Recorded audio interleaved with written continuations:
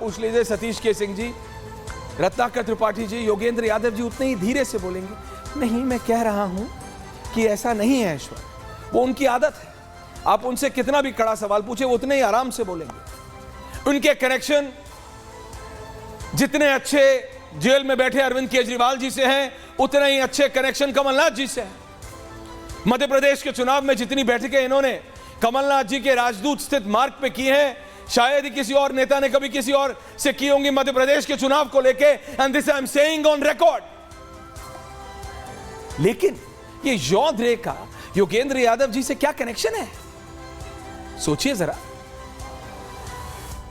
या जैसे कहावत है कि एक ही थाली के चट्टे बट्टे तो नहीं सब। जॉर्ज सोरोस, यौधरे, योगेंद्र यादव, भारत की इकोनॉमी के विरोध, भारत की रीढ़ कमजोर करने में लगे ये लोग, भारत के विकास के विरोधी। और इन सब षड्यंत्र में कुछ लोग जो अपने आप को शहजाद बोलते थे, अगर मैं प्रधानमंत्री बन जाऊं, जर्मनी में बैठे, विदेश में बैठे, बहुत पॉपुलर, अपने आप को पत्रकारों से भी बड़े पत्रकार समझने वाले सतीश कौशिक जी कुछ लोग हैं, युवा हैं, दे आर यंगस्टर्स। म्यूनिसिपल का इलेक्शन छोड़िए, अपने स्कूल कॉलेज का इलेक्शन ना जीत पाए, वो भारत के प्रधानमंत्री बनने के बाद बड़ी बड़ी बातें करते थे। वो जॉर्ज सोरोस पे कुछ नहीं बोलते। वो नहीं बोलते कि ये जो षड्यंत्र साउथ एशिया में हो रहा है, ये जो षड्यंत्र इंडियन सब कॉन्टिनेंट में हो रहा है और इंडिया में जिसकी पुरजोर टेस्टिंग की जा रही है, उस पर कुछ नहीं बोलेंगे। ये सो कॉल्ड यूट्यूबर्स, इन्फ्लुएंसर सब चुप रहते हैं। क्यों पूछता है भारत? क्या जॉर्ज सोरोस पे बोलने की हिम्मत नहीं है इन लोगों की? नहीं है हिम्मत। क्यों? सोचिएगा, it's all food for thought. सोचिए जरा एक मिनट, क्यों जो हर चीज पे on a drop of a hat प्रतिक्रिया देने को तैयार रहते हैं ये लोग, सो कॉल्ड इंटेलिजेंसिया है, विदेश में बैठ के भारतीयों को सिखाते हैं भारत को कैसा चलाओ, ये सब चुप रहते हैं।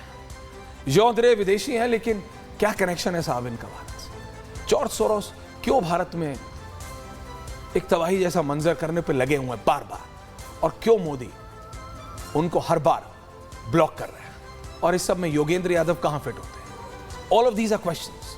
The special report and then a debate which has Poonawala, Vinay Singh, Reena Gupta ji of the Aam Aadmi party, Satish के सिंह है, और कांग्रेस पार्टी के रत्नाकर त्रिपाठी, ये सभी लोग जुड़ रहे हैं। नमस्कार। ये special report and then we debate.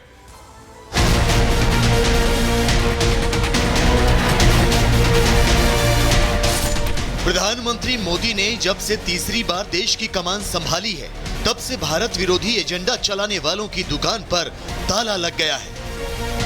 Bharat को तोड़ने की धमकी देने वाले जॉर्ज सोरोस को हजम नहीं हो रहा है कि मोदी को सत्ता से हटाने की उसकी साजिश कामयाब नहीं हुई।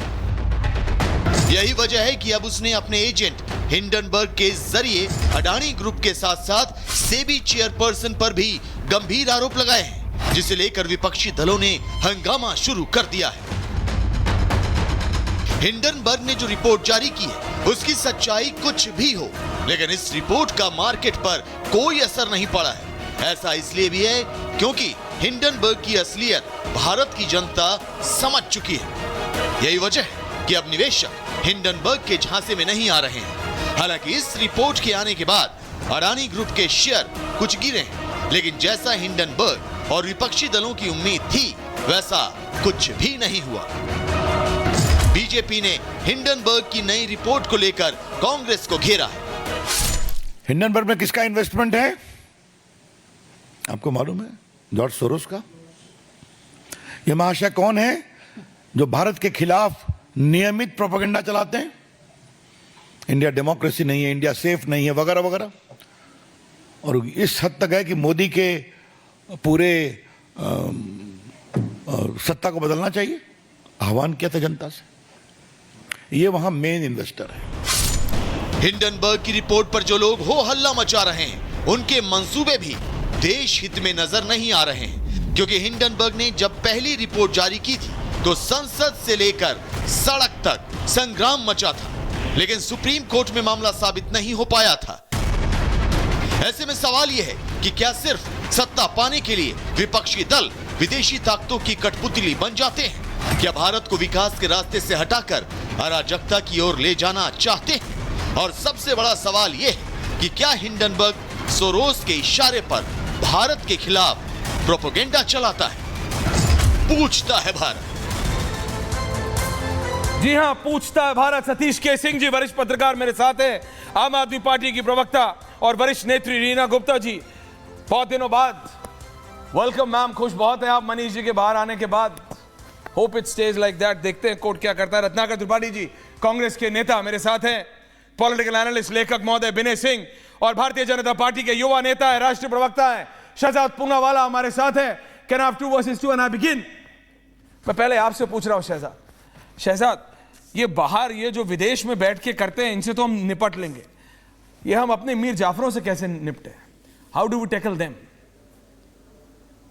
शहजाद जी। देखे ऐश्वर्या, तीसरी बार मोदी से हारे तो ये पूरा इंडी इकोसिस्टम या तो टूल किट या तो चिट के सहारे। ये वही राहुल गांधी है, चिट लेकर आए थे ना पेगासस की। ये वही राहुल गांधी है कि एलआईसी की चिट लेकर आए थे, एलआईसी डूब गया। अब एलआईसी का जो मार्केट कैपिटलाइजेशन है वो दुगना है पाकिस्तान की इकोनॉमी से।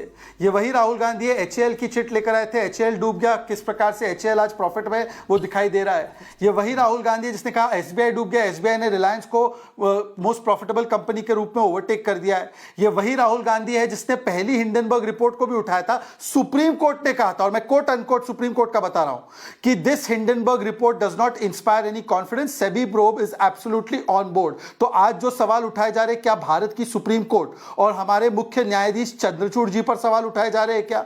और आपको सुप्रीम कोर्ट की जांच पर भरोसा नहीं है, आपको देश की संस्थाओं पर भरोसा नहीं है। किस पर भरोसा है? उस हिंडनबर्ग पर जिसमें डिपार्टमेंट ऑफ जस्टिस की इंक्वायरी अमेरिका में चल रही है और जिसको यहां से शो कॉज नोटिस जारी हुई है कि किस प्रकार से उसका मोडस ऑपरेंडाई है कि शॉर्ट करना, पैनिक क्रिएट करना, झूठी रिपोर्ट प्रस्तुत करना और फिर भारत के इन्वेस्टर के पैसे जब डूबते तो उन पैसों में पैसा कमाना।